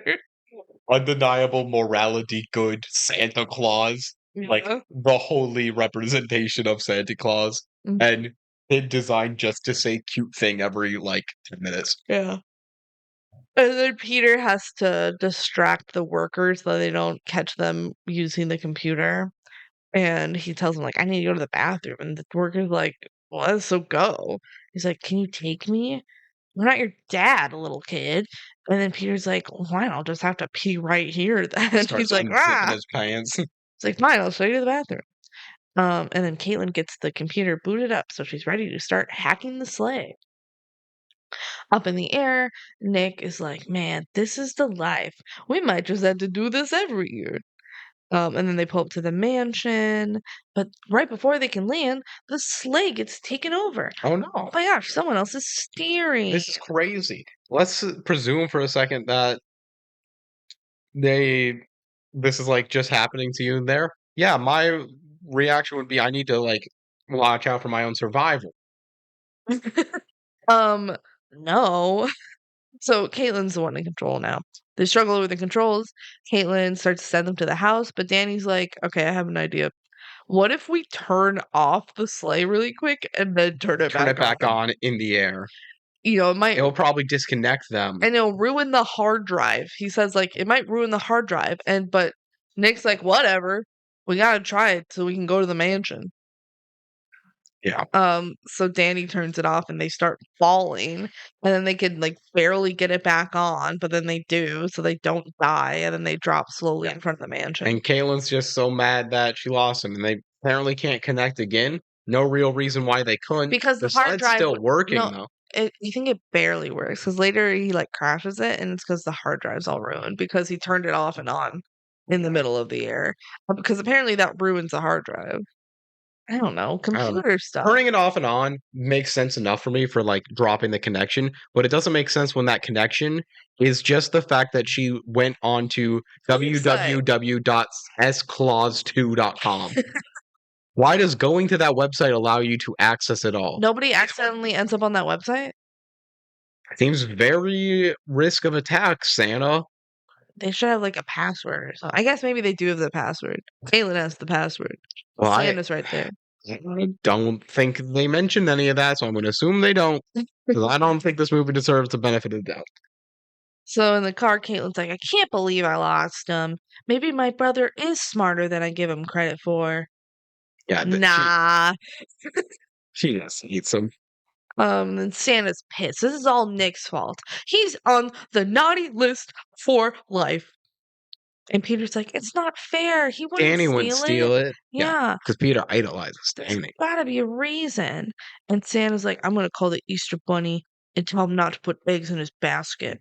Yeah, he says like Danny is on the naughty list for life Yeah. too, just to be clear. Yeah. But now we get to the mansion party. Well, and they froze it. And then Nick walks around looking for valuables and he takes like jewelry and stuff. And then Danny goes in the kitchen to take the food and he shrinks down the food and he touches it and he goes, huh, it's still hot. And then Nick sees a very big diamond ring and he goes, oh, it is a Merry Christmas. And then Danny sees Nick. He's so drunk with power. He really despite is. the fact that he could be way more like I'm okay with him not being efficient, but he can't be this loosey goosey. His biggest potential flaw is like showing all this stuff away, but he's so drunk with power that he doesn't care. Mhm. Especially when like he doesn't have the ball right now. Yeah. So he's like, Nick, what are you doing? And he's like, just mingling. Well, I thought there was something fishy about your lumpy stomach. There's stuff in there. He's like, what? What stuff? And then Danny hits the button and he makes all the stuff bigger and it comes out of Nick's shirt. And it stacks him all the way up to the ceiling. Yeah, it almost kills him. It's like a car in that pile. Yeah, and all the stuff is like broken now, but that's ignored later on. So like Yeah. this stuff is broken. Yeah. He's like, oh, this stuff. All right, I'll be honest with you. I'm collecting items for a charity fundraiser to help fight bad things. Yeah, and he's like, cut the fucking crap, And he dude. shrinks the stuff down again, and Nick falls to the ground. He says, "You don't have to lie anymore. I'm not that dense. You scammed me so you could steal stuff." And Nick says, "No, it's the giving season. Just think of it as them giving to the less fortunate." And Danny says, "That's it. We're done." And Nick says, "You're right. I promise. No more." And Danny says, "No, I mean you and me. We're done for good." "Oh, come on, Danny. It's your Uncle Nick." But Danny walks off and he doesn't do the secret Oh my handshake. god. Yeah. But then in the next scene, we're gonna see him like somewhat defend him. Danny walks out of the mansion and Nick chases after him. He says, "Okay, you're right. I'll level with you. I've been having a small cash flow problem. I just needed this to tie me over." "Fine, I'm sorry. I'm sorry I didn't tell you." "Oh, what would you have said?" Danny says, I would have told you not to do it. "See, that's my point." "All right, problem solved. Where are we going He now?" jumps in the sled and he's like, no, dude, we're like fucking over. Yeah, Danny says, "I'm going back home to see if I can really help Santa." And Nick's like, "Oh, okay, okay, cool. Sounds good." And he like grabs the ball. Again, they need to be more protective of this fucking Yeah, ball. they really do. It's way more powerful than the sled is. That's what Nick realizes, and that's why he steals it. So he's like, "Okay, well, I guess I'm not going back with you. But we'll hook up, all right, pal? We still have Monaco, right?" And Danny just looks at him disappointedly and flies We off. we really needed like a banger of a one-liner here for this to have more. "We won't have Monaco. We never had Monaco. You never had the money for Monaco." Just something like Monaco. No, it was never about Monaco. It was about you. I wanted to be with you. I wanted to be like you. But I now know that you suck. How about this? How about this one? Um, we did have Monaco, but now I need to focus on Monaco. Ho ho ho. We would have written a better movie. Genuinely, the more that I look at some of the worst movies, I could have written a better movie than Some this. of these we need to be put on this writing staff.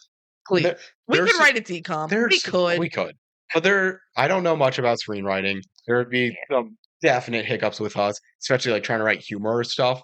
I would be fucking. We're pretty funny. But No, we would write it like purposely cringy, yeah, and that's what we find funny.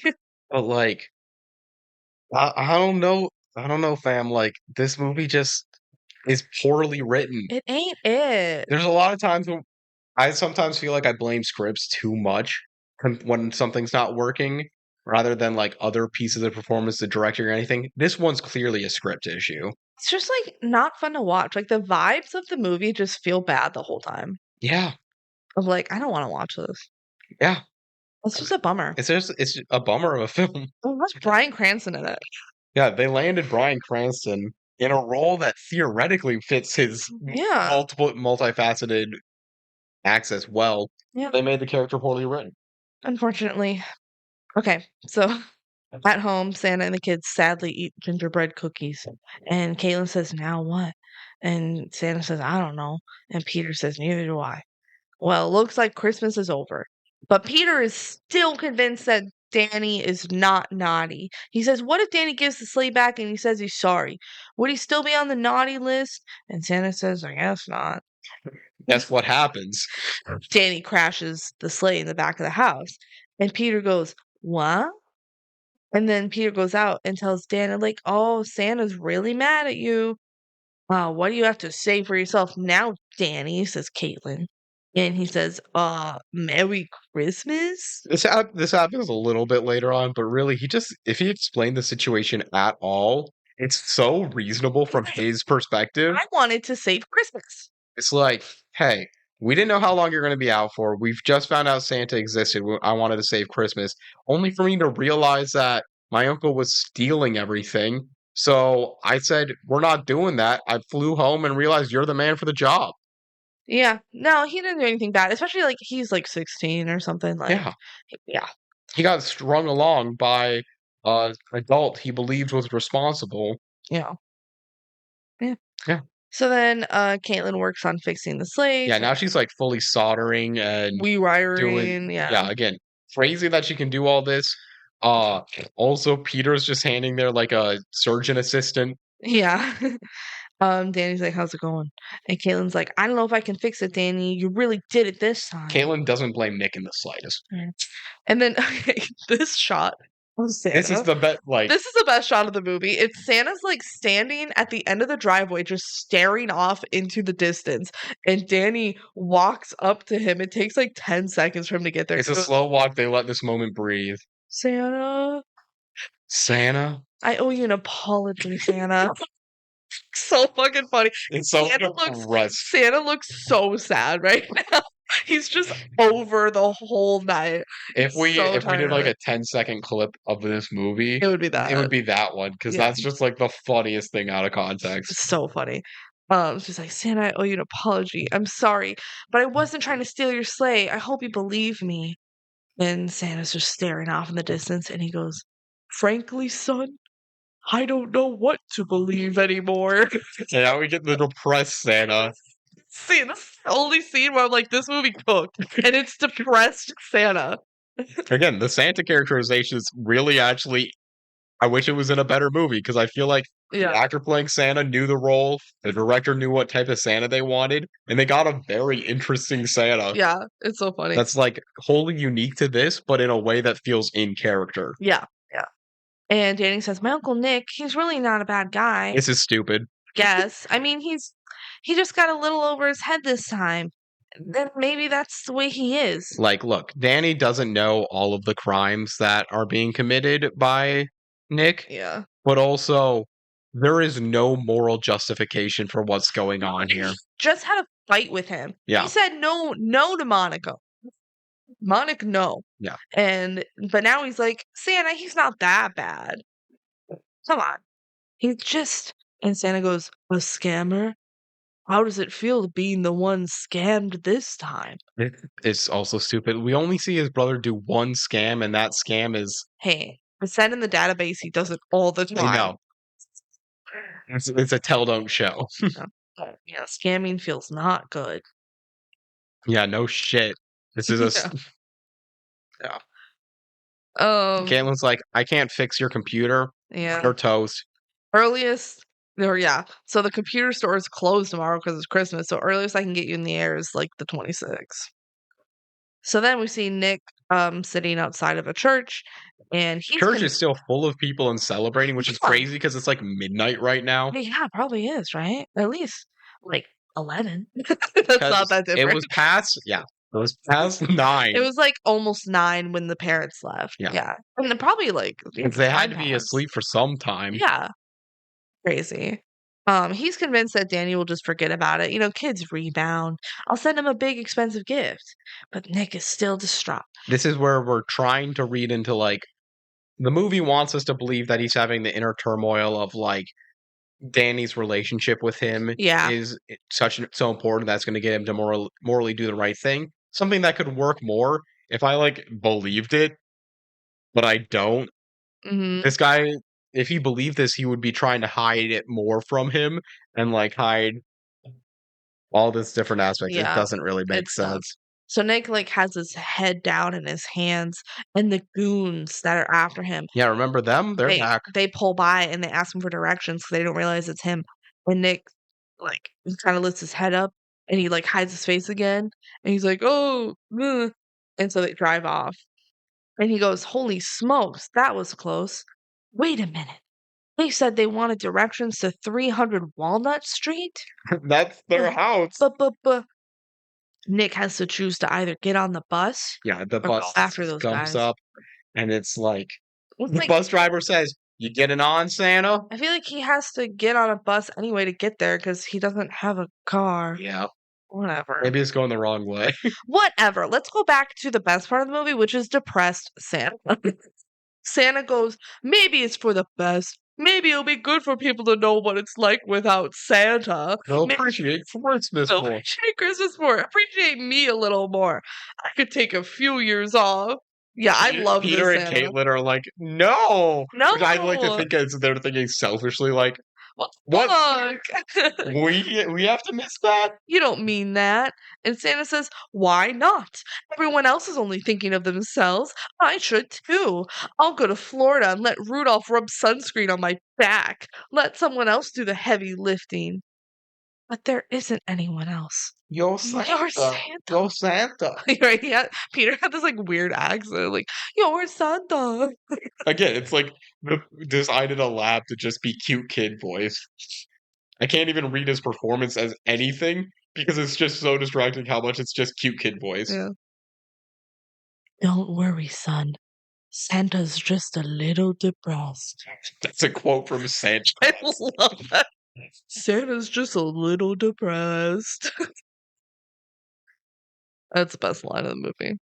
And they're all still just moping around, and then, uh-oh, the goons are here. They show up to the house and they're arguing and they go, where is he? Where's Nick? And the family's like, he's not here. They're very calm about this situation. Yeah. To be fair, they don't know everything that's going on. These guys are. But, like, the fact that, again, near midnight, these random strangers are coming up to their house angrily asking about a relative of theirs. They say, where's the lying computer hacking little freak? Like, he's not here. We know he's here. We tracked him here.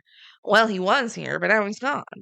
Either you produce Nick right this second, or we'll go in and find him ourselves, even if we have to take the whole house apart. I feel like all of this illegal shit that they're doing could get them caught. Yeah, how would they call the cops? Oh. That'll work. And Santa's like, the destruction of this fine home won't solve your problem. Someone needs a tickle. So Santa gets up and ready to tickle fight.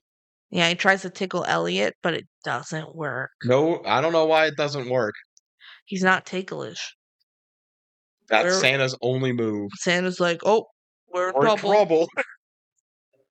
Nick appears. Oh my god. He walks up to the driveway. He's like, I got a bag full of valuables here, but I'm not giving them to you. First off, because you've been naughty. But second, they're not even mine to give. The lovely things have to go back to where they belong. Wow, he completely shifted morally. Wow. I don't buy it. And then Elliot goes up to hurt Nick, but Nick calls Elliot a scared, unhappy little man. I honestly don't get why they character as Elliot like this as much, because Elliot really all he's done is like threatened physically a person who stole money from him. Well, from his friends. I thought Elliot was roped in on it too. No, I think they hired Elliot. Okay. At least that was my impression. I don't know, maybe he is. Irregardless. Yeah. Like, same difference. Yeah. They all laugh at Nick, but Nick laughs too, but then he shows his little ball thing and he's like, haha. And he shrinks the button. Yeah, he shrinks Elliot down, who's still laughing, until he realizes that he's small and he says, did I mention little? And Elliot goes, Mommy. Second DCOM in a podcast in a row. Second DCOM in a row where the villain goes, Mommy. I think the other me was also 2001, so. Oh, damn. And then the goons drive away in fear, and Elliot's back to normal size when they drive away. So they're like, well, we'll put him back, but you gotta drive away and never talk about it. And scream when you drive away. Ah! Okay. Wow. So Nick saved the day, you guys. He saved the day of them going into the house. They weren't after the kids at all or anything. No. And, like, they could tell the police all of this stuff that happened if it... The bad case scenario for the Wright family wasn't that bad. No. Can I also mention that he saved the day by using Santa's stolen property? Yeah. We don't talk about that. What the fuck? Also, this is all his fault to begin with? Oh, congrats. You solved the own problem you caused. And had a shift in morals randomly. There's so much stuff they could have done with this ball that even would be questionably morally good while still making you money. Like what? Like letting bringing it to a university and showing it to scientists and being like, I need some money for this. No one's I'm in working. trouble. No one's working Christmas Eve. But if you could freeze everyone until you find someone. Damn. All right. Back to the movie. We're almost done here. Danny gives Nick the secret handshake. High five. That means he forgives him. And Nick hugs the boys, and then Santa comes over and says, "Good job, Nick." I think Santa was just so fucking over it that he'll take anything at Yeah. this point. And Nick gives back the ball, and then Santa hugs them all with a big ho, ho, ho. And Caitlin's not involved in this. She says, "Very touching, guys, but this love fest doesn't solve our problems. The sleigh is still broken. What about using one of our Yeah, computers?" Caitlin's just pissed off. Yeah, she's pissed. "So let's just use one of our home computers." And she's like, "We would need a mighty long extension cord to do that." We have to find out a specific problem that could work that would need a portable computer. Like a laptop? Like Lappy? Everyone Oh, looks at Nick. not Lappy. So that's his punishment, basically, is he loses Lappy. Could he take the time to download his hard drive onto another kid's computer? Almost certainly. Yeah. Does he do that? No, they don't have time. Also, wouldn't Lappy die? Wouldn't Lappy lose battery? Yes, he would. Yeah, that's what I thought. But maybe it's powered off of magical energy. Oh, I think they were just taking the hard drive of Lappy no, and I think they took installing all of it. Lappy. No, because yeah, you could have a portable hard drive inside of a computer. All of them are portable. Yeah, Yeah. That's whatever. it's stupid, but they don't know computers work. So fuck this. Why am I trying to explain this? They've showed time and time again, they don't know how computers work. I don't need to justify any of this. Yeah. Yeah, so the sleigh works again. Santa says, "This is a good first step on the long road to rehabilitation. Don't worry, I'll take care of your returns, Nick. Yeah, no, Unless you want to come first step along." of the long road to rehabilitation. We're gonna give you the reward for it the next Immediately day. he rewards him, even though he says it's a good first step. Fuck you, Santa. Fuck you. You're the best part of this movie. But again, this is like trying to get into the idea of giving people some encouragement. It's trying to do like fucking The Good Place season 4 Mm. without like 4 seasons of syndicated television development to get to that plot. Instead, it's like 2 half-baked scenes. Yeah. So he's like, "Nick, you want to come along though?" And Danny's like, "No, we need Nick here. What's Christmas without family?" And Santa says, "All right, I'll be going. Make sure not to tell anyone about this." Such a funny little thing to add. And he also offhand says, "I might have to reconsider this naughty and nice thing. It's not so black and white." See, that's where they're like trying to say that's what the They just moral like is. barely shoehorn it Like, in right at the end. Nick, Santa, Danny, they haven't had their conversations about this stuff, about like the punching bag. No. Thi- I mean, like it This didn't is really coming pay from off. this is coming from Santa meeting Pablo and having a tickle fight with him. The movie should have been called like The Naughty List or something. Yeah. Not Twas the Nice or Night. naughty. I don't know. There's many flaws in this movie, and the name is one of them, but like we need to keep going. All right, bye. Merry Christmas. Bye, Santa. Peter keeps saying, "Merry Christmas, Santa." Yeah, it's just like Santa flying away and they keep saying stuff, Merry and the Christmas, only thing Santa. Peter says is Merry Christmas, Santa. Merry Christmas, Santa. Merry Christmas, Bye. Santa. Bye, Merry Merry Christmas. Christmas, Santa.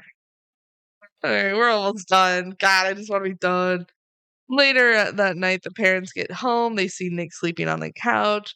And then the dad takes He's off like, his coat. he's so humbled. He says, I got what Oh, I want for Christmas. my Big brother, present. my brother's sleeping on He the didn't couch. fuck it up.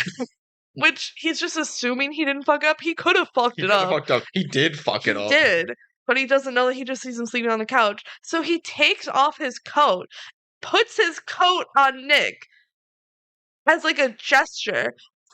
Get the man a blanket. Yeah, you have other blankets. You're rich. Nick's gonna wake up. 2 doctors in this family. Nick's gonna wake up and find a coat on him. He's like, "What the fuck? What am I No. homeless?" He wakes up and he smiles and goes back to sleep. That's what happens canonically. They know each other. They're brothers. His coat's probably like a little sweaty, and you just like put it on him. There's no way that's comfortable. First off, it doesn't cover your legs at all. It just covers your torso because it's a fucking coat. Second, the inside is probably like some kind of like silky material. Oh, I'll just put my coat here. What? Hang your coat up and give the man a blanket. Okay, yeah, and the line you already said, "I already got my big present." What the f does that mean? What does that mean? That Nick's here? I wonder if this went through rewrites. It probably went through a few. Last we saw the dad, he was pissed off and didn't want Nick to interact with the kids. Again, He I comes think it's home. just the fact that he's still there. Yeah, he comes He wasn't home. like robbing them. Nick's sleeping. He's like, I got my present. What? And then they go upstairs, and Nick does a little smile and goes to sleep. And the next morning, the kids wake up Nick, and they say, it's time for presents. Merry Christmas, Nick. And they all give each other presents, and Nick's like watching them. He's like, oh, wow, family. And then we see that Danny gave his parents an IOU. He didn't have the money, and he That's true. tried to get the money for gifts, Yeah. but the family wouldn't let him rob his brother.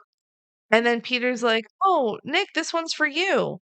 And he grabs it from behind the tree, and he goes, oh, wow, it's my guitar. Santa just gave him a guitar. Yeah. The parents look at each other like, "Did you get this? Oh. No, you don't. I don't know." On the card, it says, to my favorite naughty boy, sorry for the delay, but better late than never. Love, Santa. Apparently, you can ask for whatever you want, and Santa's like entitled to give it to you. Santa, I want a Lamborghini. And then he'll give it to me eventually and say, better late than never. Only if you were really naughty and then had the worst redemption And then robbed people and robbed Santa, but then gave it back. and gave up your laptop. Lappy. You know what would have made more sense? What? Giving him the laptop back. That would have made sense. He's like, yeah, get my laptop back. Nope, he got his fancy guitar. Play it, Uncle Nick.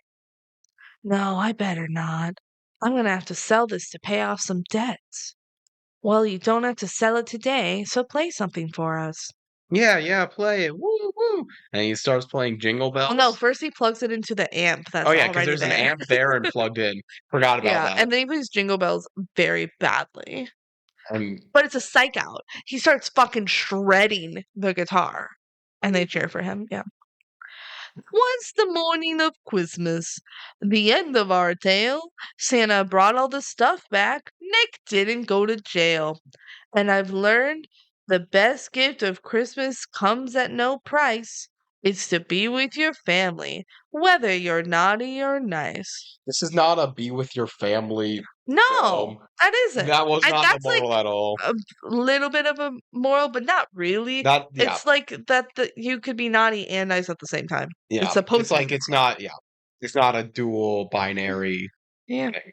So that's the end of our story. Merry Christmas, everyone. That's it. Yeah, this movie blows, This movie sucks. and that's really like we talked about it longer than I thought we were going to because there's not that much to say about it. Yeah. It's just bad. It'd just be bad, though. It'd just be bad. Yeah. Yeah. Final Jank House ranking was 102 Mm-hmm. out of, what was it, like 115 at the time. You had it at 94. Whoa, big defender. First off, like to be clear, that's still a shitty score. It is. But that is higher than I probably should have had it. Yeah. I had it like low D tier. I do think it's F tier. Yeah. The things that this movie has positives is that A, it does have positives, and B, nothing in this movie actually infuriates me. When a lot of Yeah. stuff in like my most hated DCOMs do really genuinely make me angry.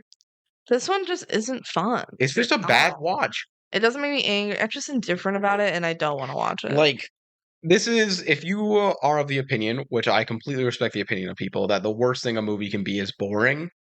This is extremely boring, Yeah. poorly written, and not like that. It still has redeeming qualities on top of that, but like, they're few and far. Depressed Santa was funny. Yeah. And like, it's just, out of like every DCOM, this might be the one least worth a watch. Yeah. Which is crazy. I had it ranked at 112, by the way, which was 4th from the bottom. Which is very low. And you know what? I ain't mad. I'm kind of right. You're really not. bad. I think you were closer to being right than I was. Yeah, it's definitely my F tier. Because yeah, I just think on a rewatch of this, it's just such a nothing movie, but not in a way that's like passable. literally, like, I feel like a lot of DCOMs, I would say, like, yeah, that's kind of worth a watch. This one, I would tell literally everybody, like, it's not worth a watch. Even if you just are like, Bryan Cranston was in a DCOM, I'm like, it's still not worth it. I'm like, yeah, his character is terrible. He does exactly like what you'd expect, but it's not his fault. But it's also just like not worth anything. Yeah. This is not worth keeping on Disney Plus. No, how come this on Disney Plus and the other me isn't? That's a crime. Yeah. All right. Thank you for watching. Yeah, thanks for listening, I guess. If you have any thoughts on Twas the Night, email us at thedecomduo@gmail.com. You can also email us about other DCOMs if you Yeah, want. if you haven't watched this, I don't blame you. But Merry Christmas, everybody. If you're watching this around Christmas time, thanks. Okay, cool. Thanks.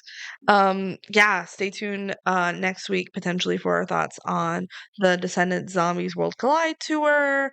And now we're gonna spin the wheel to figure out what DCOM we're watching next. What do you think it's gonna be? Ooh, baby. It's gonna be. It's wild scrolling through this list of movies and being like, we have seen over half of these on the podcast now. I know, isn't that crazy? That's kind of crazy. We mentioned at the beginning, Jumping Ship. Oh, I was gonna say that. Okay, I'll You can pick a also different one. say it. We'll just both You know get what? it on Let's tie. If it's Jumping Ship, we both win. It'd be fucking hilarious if it actually lands on Jumping Ship. Yeah, we were just talking about it beforehand, so it'd be cool if it's Jumping Ship. Okay, it's not Jumping Ship. It's The Color of Friendship. Okay, That's a DCOM. that's a DCOM.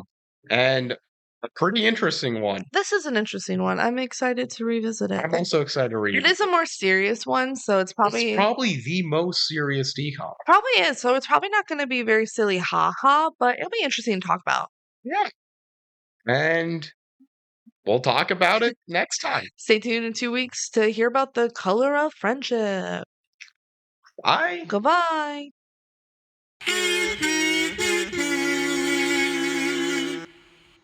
Scenes from our next episode. Wait, is this just zombies without the singing and dancing? Whoa. I can't wait for my African exchange student. What? She's from South Africa? She's white? What? What? I can't wait for my host family. What? They're They're black. black? I don't believe in black people. Isn't that a quote? I think that's a direct quote from the movie. Man, I don't care about the apartheid in South America, or not South America, South Africa. I'm way above that. Whipping and nating. The whipping nay on apartheid South Africa. Let's go. I don't know how we be haha silly about this movie. It's just genuinely a pretty good job explaining a very like serious situation to Yeah. a kid film. We'll just whip and nay on the haters. I still just remember when we were ranking this in Jake House, and Beans goes, okay, we like can't let The Color of Friendship be ranked worse than Zombies. He refused to put it below We zombie. can't say Zombies is a better example of how to deal with racism than The Color of Friendship. And like, you know what? That's Facts. fair.